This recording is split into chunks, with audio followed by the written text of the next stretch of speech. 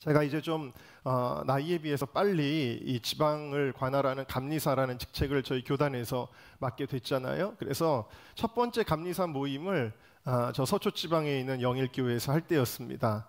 이제 감리사님들이 처음으로 모이는 자리였어요. 그래서 저도 이제 시간에 맞춰서 그 행사에 가게 되었습니다. 운전을 해서 교회에 도착했습니다. 그랬더니 장로님들이랑 거기 이제 사역자들, 권사님들이 한 줄로 쭉 서가지고 도열을 하고 기다리는 거예요. 그래서 이제 감리사님들 차가 하나하나씩 그분들 안내를 따라서 영접을 받고 주차장으로 인도가 되고 있었습니다. 그래서 저도 이제 거기를 따라서 딱 들어갔습니다. 그래가지고 이제 창문을 딱 열고 그분들을 이제 보게 되는데, 그분들이 저에게 뭐라고 말씀을 하시냐면, 오늘 여기 감리사님들 행사가 있는데요, 어쩐 일로 오셨나요? 그러는 거예요.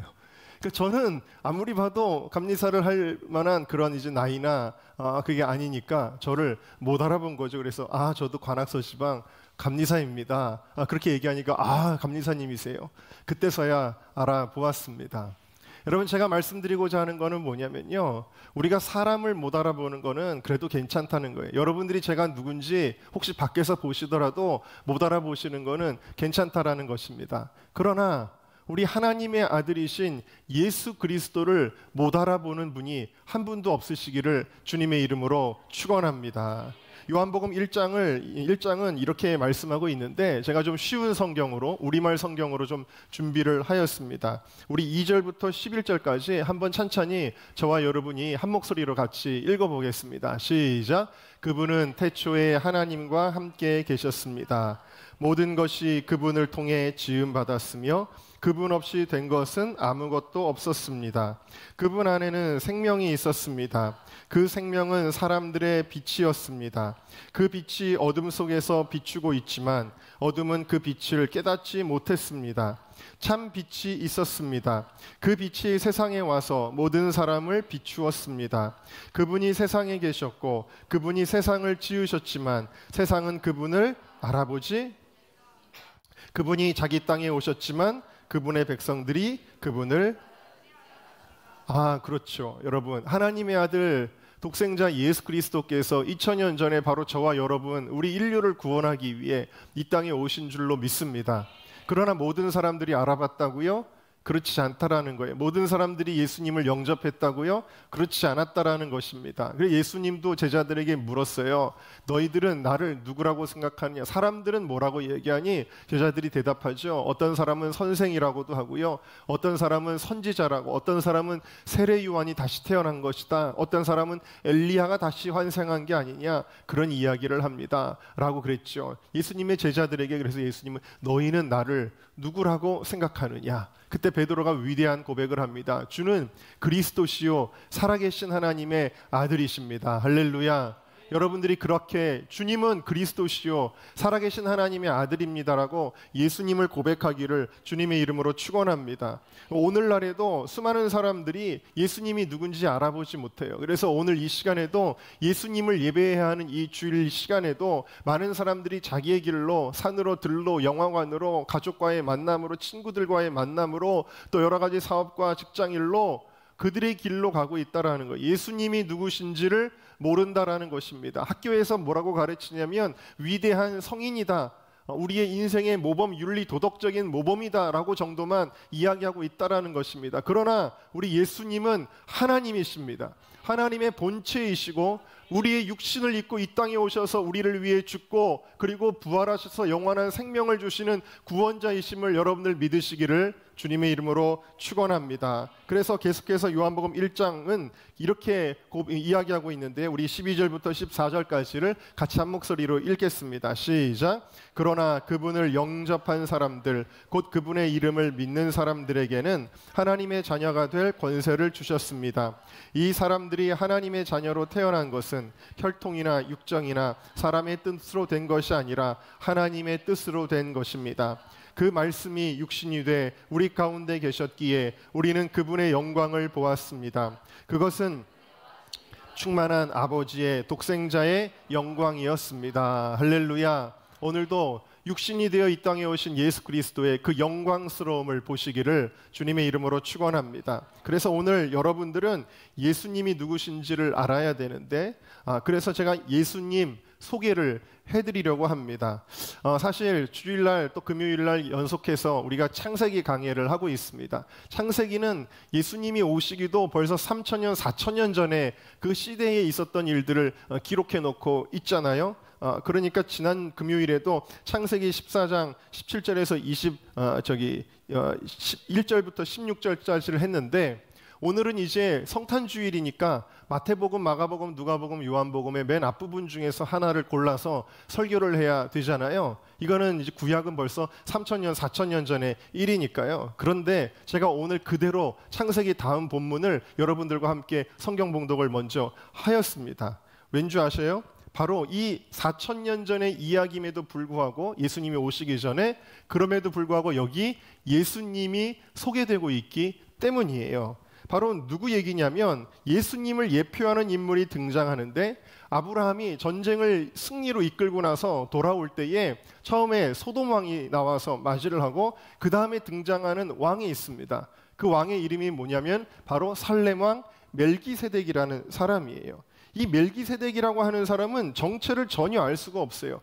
소돔 왕만 해도 벌써 그돌라오멜의 연합군과 맞서 싸웠던 그 시대의 배경을 가지고 있는 인물이지만, 이 살렘 왕 멜기세덱 도저히 알 수 없는 사람이, 왜냐하면 그 당시에 살렘이라는 나라도 없고 이 멜기세덱이 누구의 아들인지도 소개되어 있지도 않은 갑자기 정말 생뚱맞은 이름이 등장해서 이 아브라함을 맞이하였고, 아브라함은 그에게 10분의 1의 소득을 드리게 되어지고, 그리고 이 살렘 왕은 떡과 포도주를 들고 나와서 이 아브라함을 축복하는 장면이 나오게 되어지는데요. 바로 이 멜기세덱은 누구냐면요, 이미 구약에 예표된 예수님의 표상이었다라는 사실이에요. 그래서 히브리서 7장은 이렇게 기록을 하고 있는데요. 한번 보도록 하겠습니다. 히브리서 7장 같이 읽어볼까요? 시작. 이 멜기세덱은 살렘 왕이요 지극히 높으신 하나님의 제사장이라. 여러 왕을 쳐서 죽이고 돌아오는 아브라함을 만나 복을 빈 자라.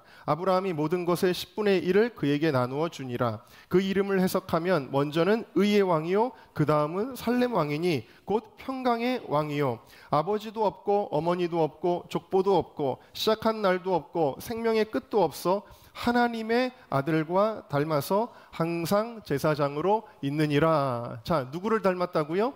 하나님의 아들. 그러니까 이 멜기세덱은 앞으로 오실 예수님, 우리는 이미 이 땅에 오셨던 예수님을 이야기하고 있지만 이 당시에는 앞으로 오실 예수님에 대해서 이야기하고 있는 거예요. 누구를 통해서? 멜기세덱을 통해서 그렇게 하였다라는 것입니다. 자, 그래서 오늘 예수님이 어떤 분이신지를 오늘 본문을 자세히 살펴보면 우리가 알 수가 있는데, 몇 가지만 짧게 정리하도록 하겠습니다. 자, 첫 번째 1번입니다. 같이 읽을까요? 시작. 예수님은 의의 왕이십니다. 이 멜기세덱이라는 이름은 히브리어로 무슨 뜻이냐면 의의 왕이라는 뜻이에요. 함께 따라 하실까요? 의의 왕. 네, 의의 왕이다라는 것입니다. 자, 그런데 여러분, 의의 왕이라는 게 너무나 중요해요. 왜냐하면 우리가 모두가 다 무엇으로 인하여서 멸망과 고통과 또 영원한 죽음 가운데 떨어지게 되는 것이냐면 죄 때문이라는 거예요. 모든 사람이 죄를 범하였다라고 로마서 3장은 이야기하고 있어요. 죄를 범하였기 때문에 하나님의 영광, 주님의 나라에 이룰 수 없다라는 것입니다. 그런데 이 죄의 문제를 해결하고 완전한 의로움, 하나님의 나라에는 의로워야 들어갈 수 있는데 이 의로움을 우리에게 입혀주시는 분이 계시다라는 사실입니다. 자, 로마서 3장 말씀을 우리 같이 읽어볼까요? 시작. 그리스도 예수 안에 있는 속량으로 말미암아 하나님의 은혜로 값없이 의롭다 하심을 얻은 자 되었느니라. 아멘. 여러분, 우리 모두는 주님의 심판대 앞에 언젠가는 다 서게 돼요. 여기 있는 어린아이들도 굉장히 여기서 앞으로 살 날이 많은 것 같지만, 그러나 언젠가는 똑같이 우리 모두는 다 예수님 앞에, 하나님 앞에 서게 된다라는 거예요. 하나님 앞에 서게 될 때에 여러분, 우리는 마치 법정에 선 죄수들과 같아요. 막 검사가 이야기하는 겁니다. 쟤는요 예전에 사람을 때렸습니다. 저 사람은요 예전에 거짓말을 하였습니다. 저 사람은요 예전에 또 간음을 하였습니다. 막 그러면서 손가락질을 할 때 여러분, 우리는 죄인이기 때문에 하나님 나라에 들어갈 수 없다라는 거예요. 근데 우리를 위한 변호사가 계십니다. 그분은 바로 예수 그리스도 그리스도이십니다. 예수님께서는 이렇게 말씀하실 거예요. 뭐라고 말씀하시냐면, 네, 맞습니다. 저가 예전에 육신이 연약하여 죄를 범한 것은 맞습니다. 그러나 제가 십자가의 죽음으로 이 사람의 모든 죄를 제가 다 담당하였습니다. 그리고 이 사람이 생전에 나를 구세주로 영접하였기 때문에 이제 이 사람에게는 의로움이 있습니다. 예수님의 십자가 의가 우리에게 입혀질 때 우리가 구원받는 줄로 믿습니다. 자, 그래서 여러분, 의로우신 분만이 우리를 구원하실 수, 의로우신 분만이 우리의 죄를 대속하실 수 있는데 그분이 누구냐면 의의 왕이신 예수님이신 줄로 믿습니다. 자, 두 번째 같이 읽을까요? 시작. 예수님은 지극히 높으신 하나님의 제사장입니다. 자, 오늘 말씀의 18절을 보면 지극히 높으신 하나님의 제사장이다 그랬어요. 여러분, 제사장의 역할은 무엇인지 아십니까? 제사장의 역할은 하나님과 인간 사이에서 화해를 시키는 역할을 하는 거예요. 예를 들면 엊그저께도 우리 학생 중에 누가 이렇게 좀 다투더라고요. 그러면 중간에서 서로 친하게 지내게 하느라고 역할을 하는 친구가 있어요. 그런데 이것을 성경적으로는 뭐라 그러냐면 중보자라고도 하고, 또 이 역할을 맡은 사람은 제사장이다라는 거예요. 그래서 제사장은 제물을 가져와요. 양이나 염소나 소를 가지고 와서 그 사람에게 있는 죄를 그 제물에게 뒤집어 씌워서 죄값을 치르게 함으로 하나님과 원수되었던 우리들을 하나님과 하나 되게 하는 역할을 하게 되어지는 것이죠. 바로 여러분, 이 화목제물, 과거에는 화목제물로 염소나 양이 쓰였지만 이것은 곧 누구를 예표하는 것이냐면 예수님을 예표하는 거예요. 자, 로마서 3장 25절 말씀을 같이 읽겠습니다. 시작. 이 예수를 하나님이 그의 피로써 화목제물로 세우셨으니 이는 하나님께서 길이 참으시는 중에 전에 지은 죄를 간과하심으로 자기의 의로우심을 나타내려 하심이니. 자, 예수님이 무슨 제물이라고요? 화목제물이라는 거예요. 하나님과 우리가 원수되었어요, 죄 때문에. 그런데 이 하나님의 진노를 누그러뜨리고 우리가 하나님께 나아갈 수 있도록 해주신 분이 바로 십자가에서 화목제물로 돌아가신 예수님이신 줄로 믿습니다. 예수님 때문에 여러분들이 하나님과 하나가 될 수 있는 거고 우리가 주님의 자녀가 되어지는 줄로 믿습니다. 자, 세 번째로 예수님은 어떤 분이실까요? 같이 읽겠습니다. 시작. 예수님은 영원하신 하나님입니다. 자, 아까 말씀드렸죠. 이 멜기세덱은 족보도 없고 처음과 끝이 없다 그랬어요. 이건 뭘 의미하냐면 존재 자체가 영원이라는 거예요. 영원한 존재라는 거예요. 이미 우리의 인간의 그 생각의 한계를 뛰어넘어서 영원 전부터 계셨고 영원히 계실 우리 예수님은 인간의 몸으로 오셨지만 영원하신 하나님이신 줄로 믿습니다. 하나님이세요. 그래서 예수님은 스스로를 이렇게 소개하고 계시는데 요한계시록 1장 8절입니다. 같이 읽을까요? 시작. 주 하나님이 가라사대 나는 알파와 오메가라 이제도 있고 전에도 있었고 장차 올 자요 전능한 자라 하시더라. 아멘. 우리 주님은 알파와 오메가 영원하신 분이시다 라는 것입니다. 자, 네 번째, 예수님은 어떤 분이십니까? 같이 읽습니다. 시작. 예수님은 우리를 위해 십자가에 죽으셨습니다. 자, 살레마을 멜기세덱이 뭘 가지고 나왔다고요? 떡과 포도주를 가지고 나왔습니다. 이것은 무슨 식사 대접을 하기 위해 들고 나온 것이 아니에요. 이 떡과 포도주가 의미하는 것이 있는데요. 바로 무엇일까요? 누가복음 14장에 예수님께서 십자가 지시기 전에 최후의 만찬을 하시면서 제자들에게 주셨던 말씀을 우리 한번 읽어보겠습니다. 시작. 저희가 먹을 때에 예수께서 떡을 가지사 축복하시고 떼어 제자들에게 주시며 가라사대 받으라 이것이 내 몸이니라 하시고 또 잔을 가지사 살해하시고 저희에게 주시니 다 이를 마시매 가라사대 이것은 많은 사람을 위하여 흘리는 바 나의 피 곧 언약의 피니라. 할렐루야. 여러분, 교회에서 성찬식 할 때 떡과 포도주를 가지고 하죠. 이 떡은 무엇을 가리키는 것이냐면 예수님의 몸을 가리키는 것이다. 이 포도주는 무엇을 상징하는 것이냐면 예수님의 피를 상징하는 것이다. 예수님께서는 이 떡을 먹고 이 잔을 마시는 자마다 하나님 나라에 들어가게 될 것이라고 말씀하고 계시는 거예요. 이것은 우리가 물리적으로 떡과 포도주를 마시는 그 행위 자체가 아니라 그것을 통해서 우리가 예수님이 나의 죄를 인하여 십자가에 몸이 찢기셨고 피를 흘리셨다라는 것을 믿을 때에 할렐루야, 그럴 때 우리가 하나님의 자녀가 되는 줄로 믿습니다. 자, 다섯 번째, 우리 함께 읽겠습니다. 시작. 예수님은, 자, 오늘 원래 말씀의 제목으로 삼기도 했던 것인데요. 예수님은 평강의 왕이십니다. 함께 따라 하실까요? 평강의 왕. 자, 멜기세덱이 어느 나라의 왕이라고요? 살렘 왕이라 그랬죠. 근데 살렘이라는 나라는 그 당시에 존재하지를 않아요.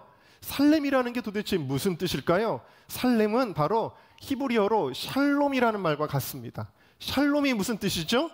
샬롬은 여러분들이 만나시면, 우리 한국 사람들은 만나면 인사할 때 어떻게 인사를 해요? 안녕하세요 그러죠? 이 안녕하세요라는 말이 히브리어로는 뭘까요? 이스라엘 사람들은 뭐라고 인사를 할까요? 우리 아이들이 제일 잘하네요. 너무너무 똑똑해요. 자, 샬롬이라고 인사를 합니다. 이 샬롬이라는 말의 뜻이 뭘까요? 여러분, 안녕하세요 할 때 안녕이라는 말의 뜻이 뭐죠? 그것은 평안하세요 이런 뜻이에요. 샬롬이라는 말의 뜻도 똑같습니다. 샬롬이라는 말은 평안하십니까? 그런 뜻이에요. 샬롬은 평안, 평화, 평강이라는 뜻입니다. 특별히 세상에서 인간의 평화를 너무 이야기를 많이 하기 때문에 우리는 흔히 기독교적으로 평화 대신 평강이라는 말을 더 많이 쓰기도 하는데요. 어쨌든 같은 뜻입니다. 자, 그래서 히브리서 7장 2절도 이것을 다시 한번 설명해 주고 계십니다. 읽겠습니다. 시작. 아브라함이 모든 것의 10분의 1을 그에게 나누어 주니라. 그 이름을 해석하면 먼저는 의의 왕이요, 그 다음은 살렘 왕이니 곧 평강의 왕이요 그랬어요. 그래서 여러분, 예수님이 이 땅에 태어나셨을 때 목자들이 공중에 있는 천사들을 발견하게 되어지죠. 근데 그 천사들이 찬송을 불렀어요. 아까 우리 아이들이 천사처럼 찬양을 불렀듯이 천사들이 찬송가를 불렀습니다. 근데 그 찬송가의 가사가 무엇이었을까요? 누가복음 2장 14절이 그때 예수님이 이 땅에 오셨을 때 불렀던 찬송가의 가사입니다. 우리도 같이 찬송하는 마음으로 읽어볼까요? 시작. 지극히 높은 곳에서는 하나님께 영광이요, 땅에서는 하나님이 기뻐하신 사람들 중에 평화로다. 할렐루야. 여러분, 이것은 뭘 의미하는 거예요? 예수님이 이 땅에 오실 때에 하나님은 영광을 받으실 것이다. 2절은 뭐예요? 2절은 바로 예수님이 오심을 기뻐하는 여러분들 가운데 무엇이 임하는 거예요? 평화가 임할 것이다. 예수님이 오시면 일어날 일이 바로 평화가 이 땅에 내려온다라는 것입니다. 여러분, 인간들도 평화를 준다고 얘기하죠. 그래서 여러분 즐거운 걸로 막 꼬십니다. 오늘 아침에 잠깐 제가 뉴스를 보고 왔는데 이제 전 세계적으로 대마초가 자꾸 합법화된다 그러고 우리나라에서도 그것도 우리도 합법화돼야 되지 않냐 이런 얘기들을 해요. 여러분, 이게 뭐예요? 약물로 사람들의 마음을 평안하게 해주는 것. 여러분, 이게 진짜 평화입니까? 이것이 진짜 평안입니까? 사람들의 몸과 영혼을 다 망쳐놓는 것이니까 이런 것들은 가짜 평안, 가짜 평화라는 거예요. 세상이 말하는 모든 즐거움들, 명예, 어떤 인간에 의한 것들, 그런 거 다 가짜라는 것입니다. 여러분, 마지막 때의 적그리스도가 뭘로 등장하냐면 가짜 평화의 사도로 이야기한, 여러분, 세상에서 평화 얘기 많이 하는 사람들 치고 세상에 진짜 평화를 주는 사람이 없어요. 다 위선으로 나아가서 사람들을 호리는 것뿐이다라는 것입니다. 진정한 평화는 어디서 올까요? 우리가 찬송가에서도 고백하잖아요. 평화, 평화로다. 어디서 오죠? 하늘 위에서 내려오네. 그 사랑이 영원토록, 그 사랑이 원토록 내 마음 오늘 덮으소서. 아멘. 여러분, 이 시간에도 주님의 평화가, 주님을 기뻐하는 우리 모두에게 임하시는 줄로 믿습니다. 그래서 여러분, 예수님이 오시면 우리 가운데 평화, 평강이 임하게 된다. 그러면 여러분, 왜 우리는 그 평화를 잃어버리게 되었을까요? 그 이유가 무엇일까요? 여러분, 아이를 키워보셨습니까? 그 아이는 엄마 품에 안겨 있을 때는 가장 평안할 수가 있어요. 그런데 이 아이를 만약에 저 산속에다가 혼자 놔둔다고 합시다. 아니 조그만 아이 아니더라도 한 요만한 아이들이라고 해도 이 아이들을 부모와 떨어뜨려 놓으면 어떻게 될까요? 그럼 이 아이들이 마음이 평안할까요? 아닙니다. 이 아이들은 불안할 수밖에 없어요. 이 아이들은 두려움에 휩싸일 수밖에 없는 것입니다. 왜냐하면 어떤 일이 자기에게 벌어질지도 모르고 자기를 보호하는 사람이 없기 때문이겠죠. 우리가 평강을 누리지 못하는 이유는 뭘까요? 그것은 우리가 죄를 지음으로 말미암아 하나님과 멀어졌기 때문이다라는 것입니다. 하나님과 멀어진 인생은 평안할 수가 없는 거예요. 자, 그래서 하나님과 멀어진 우리들이 어떻게 해야 돼요? 하나님께 가야 되지 않겠어요? 그래서 세상의 종교들은 하나님께 가기 위해서 윤리 도덕을 가르치기도 하고, 어떤 사람들은 막 고행을 하기도 하고, 어떤 사람들은 돌을 닦기도 하고, 여러 가지 종교적인 방법으로 하나님께 나아가고자 하는 거예요. 세상의 모든 종교들이 다 인간의 힘으로, 인간의 수양과 인간의 도덕과 인간의 노력과 인간의 어떤 행위로 하나님께 나아가려고 하지만 다 실패합니다. 왜 그럴까요? 우리는 이미 타락한 쇳덩어리이기 때문이에요. 우리가 갈 수 없을 때, 그때 하나님께서 우리에게 다가오신 줄로 믿습니다. 어떻게 다가오셨느냐? 우리와 만나 주시기 위해 친히 버러지 같은 우리 인생의 그 육신을 입고 이 땅에 오신 것, 그것이 바로 성탄인 줄로 믿습니다. 자, 그래서 예수님이 이 땅에 오신 목적을 예수님의 이름으로 아예 표현을 하고 계시는데, 마태복음 1장 23절 말씀을 같이 읽겠습니다. 시작. 보라, 처녀가 잉태하여 아들을 낳을 것이요 그 이름은 임마누엘이라 하리라 하셨으니, 이를 번역한즉 아멘. 여러분, 임마누엘은 예수님의 또 하나의 이름인데요, 임마누엘의 뜻이 뭐라고요? 하나님이 우리와 함께 계시다. 우리가 예배드릴 때 이곳에도 우리 주님이 함께 하시는 줄로 믿습니다. 임마누엘은 하나님이 우리와 함께 하시다. God with us. 하나님이 우리와 함께 하시다라는 것입니다. 제가 시집에 이 시를 넣을까 말까 하다가 안 넣었던 것 같은데, 제가 어느 집사님의 모습을 보면서 아이디어가 떠올라서 썼던 시가 있습니다. 그 시를 한번 여러분들에게 읽어드리겠습니다. 어느 집사님의 고백입니다. 내가 버스에 올라 정신없이 사람들에게 둘러싸여 있을 때 주님은 나와 함께 서 계셨습니다. 내가 식당에 앉아 친구와 밥을 먹을 때에 주님은 나와 함께 앉아 계셨습니다. 내가 가족들과 함께 쇼핑을 하며 다닐 때에 주님은 나와 함께 걸으셨습니다. 내가 예배에 참석해 찬송을 부를 때 주님은 내 소리를 듣고 계셨습니다. 내가 갑작스런 아픔에 목사님께 기도받을 때에 주님은 나를 위해 기도하고 계셨습니다. 내가 아내의 간호를 받으며 고통의 밤 신음하고 있을 때 주님은 나를 안타깝게 바라보고 계셨습니다. 마침내 소리 없이 유리문이 닫히고 사람들도, 친구도, 목사님도, 내 아내도 아무도 나를 따라 들어올 수 없는 하얀 수술실로 미끄러져 들어갈 때 주님은 거기서도 내 손을 잡아 주셨습니다. 의사를 기다리며 아무도 없는 수술대 위에 누워 있을 때 난 비로소 그분을 볼 수 있었습니다. 늘 나와 함께 계시는 임마누엘 예수님. 여러분, 그렇습니다. 아무도 따라 들어갈 수 없는 그 수술실에도 여러분의 곁을 지키시는 분이 계십니다. 나와 함께 하시는 바로 예수님이십니다. 그래서 사도 바울과 실라는 감옥에 갇혔을 때도 찬송하며 기뻐하며 감사하였다. 누가 그 감옥에도 계시기 때문에? 예수님이 계시기 때문에. 여러분이 지금 어떤 자리에 계십니까? 슬픔과 절망과 어둠의 정말 그 핍박과 어려움의 자리에 여러분들이 있다 할지라도 예수님이 여러분들과 함께 하시는 임마누엘의 주님이심을 여러분들이 기억하시기를 주의 이름으로 축원합니다.